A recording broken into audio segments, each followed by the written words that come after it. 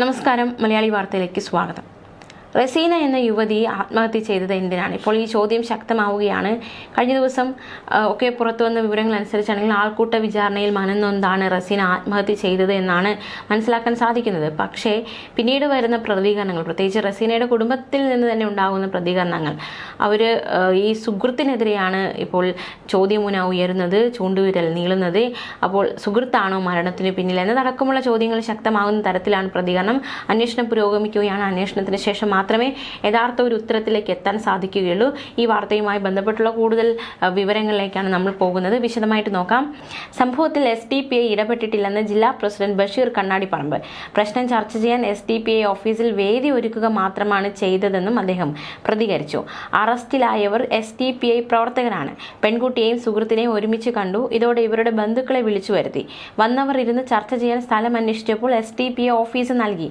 അത്രമാത്രമാണ് സംഭവിച്ചതെന്നാണ് SDPIയുടെ ഭാഗത്തു നിന്നുണ്ടായിരിക്കുന്ന പ്രതികരണം. മഹലിന്റെ നേതൃത്വത്തിലായിരുന്നു ചർച്ച നടന്നതെന്നും മുസ്ലിം ലീഗ് ധർമ്മടം മണ്ഡലം joint secretary, Pallippuram school PTA president, യുവാവിന്റെ ഭാഗത്തു നിന്ന് കൊളച്ചേരി പഞ്ചായത്ത് മെമ്പർ തുടങ്ങി പ്രദേശത്തെ പൗരപ്രമുഖരുടെ സാന്നിധ്യത്തിലാണ് ഇവിടെ ചർച്ച നടത്തിയത് എന്നും SDPI പ്രവർത്തകർ വ്യക്തമാക്കുന്നുണ്ട്. ഫോണിലുണ്ടായിരുന്ന ചില ദൃശ്യങ്ങൾ വെച്ച് യുവാവ് റസീനയെ ഭീഷണിപ്പെടുത്തി. അത്തരത്തിലൊരു സംശയം നിലവിലുണ്ട് എന്നാണ് നമുക്കിപ്പോൾ പുറത്തു വരുന്ന വിവരങ്ങൾ സൂചിപ്പിക്കുന്നത്. അതുകൊണ്ടാണ് മൊബൈൽ ഫോൺ പിടിച്ചു വെച്ചതെന്നാണ് മനസ്സിലാക്കാൻ സാധിക്കുന്നത്. യുവാക്കൾ ഇടപെട്ടത് ബന്ധുക്കളായിട്ടാണ്, SDPI പ്രവർത്തകരായിട്ടല്ല. പെൺകുട്ടി സാമ്പത്തിക പ്രശ്നം നേരിടുന്നത് ബന്ധുക്കളായ യുവാക്കൾക്ക് അറിയാമായിരുന്നു. അതുകൊണ്ടാണ് യുവാവിനൊപ്പം റസീനയെ കണ്ടപ്പോൾ എന്താണ് കാര്യമെന്ന് ചോദിച്ചത്.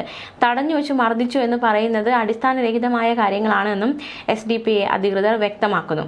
ചർച്ചയിൽ യുവാവ് പങ്കെടുക്കുന്ന വീഡിയോ ദൃശ്യം പരിശോധിച്ചാൽ ഇക്കാര്യത്തെക്കുറിച്ചുള്ള കാര്യങ്ങൾ വ്യക്തമാകുമെന്നും CPMന്റെ രാഷ്ട്രീയ ഗൂഢാലോചനയുടെ ഭാഗമായാണ് നിരപരാധികളായ യുവാക്കൾക്കെതിരെ കേസെടുത്തതെന്നും ഇവർ ആരോപിക്കുന്നു. CPM ആണ് പ്രശ്നം വഷളാക്കിയതെന്ന് റസീനയുടെ ഉമ്മ പ്രതികരിച്ചിട്ടുണ്ട്. അതേസമയം കഴിഞ്ഞ ദിവസം സിറ്റി പോലീസ് കമ്മീഷണർ അടക്കമുള്ളവർ പ്രതികരിച്ചത് റസീനയുടെ ആത്മഹത്യ ആൾക്കൂട്ട വിചാരണയെ തുടർന്നാണ് എന്നായിരുന്നു. ആത്മഹത്യാക്കുറിപ്പിൽ ഇക്കാര്യം വിശദമായി പറയുന്നുണ്ട്. യുവതിയുടെ ആൺ സുഹൃത്തിന്റെ ഫോൺ പ്രതികളുടെ കയ്യിൽ നിന്നാണ് പിടിച്ചെടുത്തത്. ആൺ സുഹൃത്ത് നിലവിൽ പ്രതിയല്ല. കൂടുതൽ പ്രതികളുണ്ടോ എന്ന് അന്വേഷിക്കുകയാണെന്നും പോലീസ് വ്യക്തമാക്കിയിരുന്നു. കഴിഞ്ഞ ദിവസം തന്നെ കേസുമായി ബന്ധപ്പെട്ട് 3 പേര് റിമാൻഡിലായിരുന്നു. റസീനയുടെ സുഹൃത്ത് സംഭവത്തിന് ശേഷം ഒളിവിൽ പോയി. റസീനയുടെ പിതാവ് CPM ബ്രാഞ്ച് കമ്മിറ്റി അംഗമാണ്. ഭർത്താവും CPM അനുഭാവിയാണ്. എന്നാൽ ചർച്ച നടന്നത് SDPI ഓഫീസിലാണ്.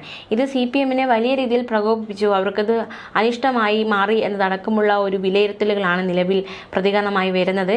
CPM അനുഭാവിയായിരുന്നിട്ടും റസീനയുടെ ഉമ്മയ്ക്ക് പാർട്ടിയെ തള്ളിപ്പറയേണ്ടെന്ന സാഹചര്യം വന്നുവെന്നും CPM ശക്തി കേന്ദ്രത്തിൽ നിരവധി യുവാക്കൾ SDPIയിലേക്ക് വരുന്നതാണ് കള്ളക്കേസെടുക്കാൻ കാരണമെന്നും ഈ ഒരു SDPI അധികൃതർ വ്യക്തമാക്കുകയാണ്. CPMനെതിരെ രൂക്ഷമായ വിമർശനമാണ് ഉന്നയിക്കപ്പെട്ടിരിക്കുന്നത്. അതേസമയം ഈ റസീനയുടെ ആത്മഹത്യയിൽ ആൺ സുഹൃത്തിന് പങ്കുണ്ടെന്ന യുവതിയുടെ മാതാവ് ഫാത്തിമയുടെ ആരോപണം അത് അന്വേഷിക്കുമെന്ന് Kannur city police commissioner Nithin Raj വ്യക്തമാക്കി. റസീനയുടെ സുഹൃത്താണ് മരണത്തിന് പിന്നിലെന്നും പണവും സ്വർണവും കാണാനില്ലെന്നുമുള്ള മാതാവിന്റെ ആരോപണം പോലീസ് പരിശോധിക്കുന്നുണ്ട്. ആത്മഹത്യാക്കുറിപ്പിൽ ഇത്തരത്തിലൊരു പരാമർശം കണ്ടിട്ടില്ല. സാമ്പത്തികപരമായ എന്തെങ്കിലും ആരോപണങ്ങൾ കുടുംബത്തിനുണ്ടെങ്കിൽ പോലീസ് അന്വേഷിക്കും. ഇതുവരെ അത്തരത്തിലുള്ള കാര്യങ്ങൾ പോലീസ് കണ്ടെത്തിയിട്ടില്ല എന്നും വാർത്താ സമ്മേളനത്തിൽ അദ്ദേഹം വ്യക്തമാക്കി. ഞായറാഴ്ച വൈകിട്ട് പിണറായി പോലീസ് സ്റ്റേഷൻ പരിധിയിൽ കായലോടാണ് സംഭവമുണ്ടായത്. മരണപ്പെട്ട സ്ത്രീയും സുഹൃത്തും സംസാരിച്ചുകൊണ്ടിരിക്കെ 3 ബൈക്കുകളിൽ ആൾക്കാർ വരികയും അവർ ഇവരോട് മോശമായ രീതിയിൽ സംസാരിക്കുകയും മൊബൈൽ ഫോണുകൾ പിടിച്ചെടുക്കുകയും ചെയ്തു. തൊട്ടടുത്ത ദിവസം രാത്രിയോ ചൊവ്വാഴ്ച പുലർച്ചെയോ ആണ് റസീനയെ വീട്ടിൽ തൂങ്ങി മരിച്ച നിലയിൽ കണ്ടെത്തിയത്. അവരുടെ ശരീരത്തിൽ നിന്ന് തന്നെ ആത്മഹത്യാക്കുറിപ്പ് കണ്ടെത്തിയിരുന്നു. സംഭവത്തിന് കാരണമായ സാഹചര്യങ്ങളെക്കുറിച്ച് ഇതിൽ കൃത്യമായി വിവരിച്ചിരുന്നു. അവരും സുഹൃത്തും സംസാരിക്കുന്നതിനിടെ കുറേ പേർ വരികയും ഭീഷണിപ്പെടുത്തുകയും മോശമായ രീതിയിൽ ചിത്രീകരിക്കുകയും സുഹൃത്തിന്റെ ഫോൺ തട്ടിപ്പറിക്കുകയും ചെയ്തുവെന്നാണ് കുറിപ്പിൽ പറയുന്നത്. തങ്ങളെ ജീവിക്കാൻ അനുവദിക്കില്ലെന്ന സാഹചര്യത്തിലാണ് ആത്മഹത്യ ചെയ്യുന്നതെന്നും കുറിപ്പിൽ വ്യക്തമാക്കിയിട്ടുണ്ട്. അറസ്റ്റിലായ 3 പേരിൽ നിന്ന് അവരുടെ മൊബൈൽ അടക്കമുള്ളവ പിടികൂടിയിട്ടുണ്ട്. കൂടുതൽ പേർക്ക് പങ്കുണ്ടോ എന്നാണ് ഇപ്പോൾ അന്വേഷിക്കുന്നത്. എന്തായാലും സ്ത്രീയുടെ ആൺ സുഹൃത്ത് മയിൽ സ്വദേശി റഹീസിനെ ചോദ്യം ചെയ്യേണ്ടതായിട്ടുണ്ട്. കഴിഞ്ഞ ദിവസം ഇയാളെ കാണാനില്ല എന്ന് പോലീസ് അധികൃതർ വ്യക്തമാക്കി. ഇന്ന് അയാൾ എത്തിയിട്ടുണ്ട്. സംഭവത്തിന് ശേഷം ഒളിവിലായിരുന്ന പ്രതിയെ കണ്ടെത്താൻ സാധിച്ചിട്ടുണ്ട്.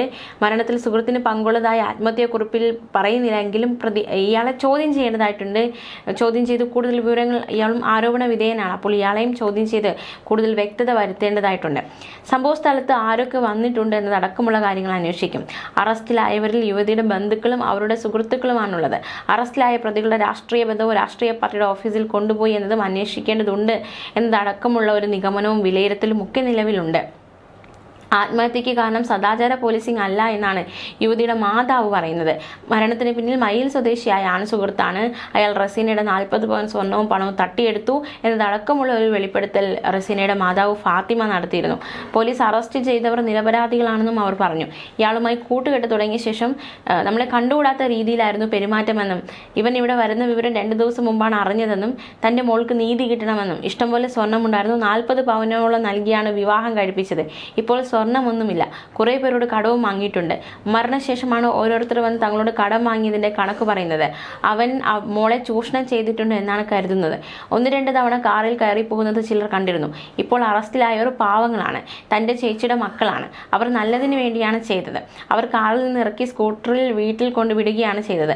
വേറെ ഒന്നും അവർ ചെയ്തിട്ടില്ല എന്നതടക്കമുള്ള പ്രതികരണമാണ് മാതാവ് നടത്തിയിരിക്കുന്നത്. കഴിഞ്ഞ ചൊവ്വാഴ്ചയാണ് റസീനയെ മരിച്ച നിലയിൽ കണ്ടെത്തിയത്. സദാചാര ആക്രമണം എന്നാരോപിച്ച് 3 പേരെ പോലീസ് അന്ന് അറസ്റ്റ് ചെയ്തിരുന്നു. പോലീസ് അറസ്റ്റ് ചെയ്തവരെല്ലാം യുവതിയുടെ ബന്ധുക്കളായിരുന്നു.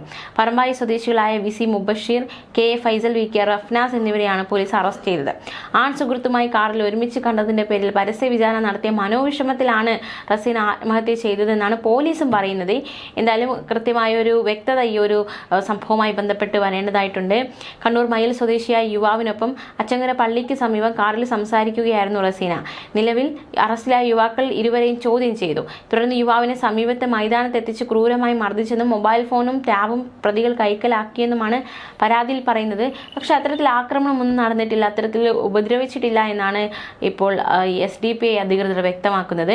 എന്നാൽ ഈ സംഭവത്തിന് ശേഷമാണ് റസീനയെ മരിച്ച നിലയിൽ കണ്ടെത്തിയത്. ആത്മഹത്യാക്കുറിപ്പിലെ വിവരങ്ങളുടെ അടിസ്ഥാനത്തിലാണ് പിണറായി പോലീസ് പ്രതികളെ അറസ്റ്റ് ചെയ്തത്. തീർച്ചയായിട്ടും ഈ സംഭവത്തിൽ ഒരു വ്യക്തത വരേണ്ടതായിട്ടുണ്ട്. എന്താണ് സംഭവിച്ചത്? റസീനയുടെ മരണത്തിന് കാരണക്കാരൻ ആരാണ്, അല്ലെങ്കിൽ കാരണക്കാർ ആരാണ്? ഈ പറയുന്നത് പോലെ സുഹൃത്താണോ, അതോ ഈ ആൾക്കൂട്ട വിചാരണയാണോ ഇത്തരത്തിലൊരു കടുംകൈക്ക് റസീനയെ പ്രേരിപ്പിച്ചത് എന്നതടക്കമുള്ള കാര്യങ്ങളൊക്കെ ഒരു വ്യക്തത വരേണ്ടതായിട്ടുണ്ട്.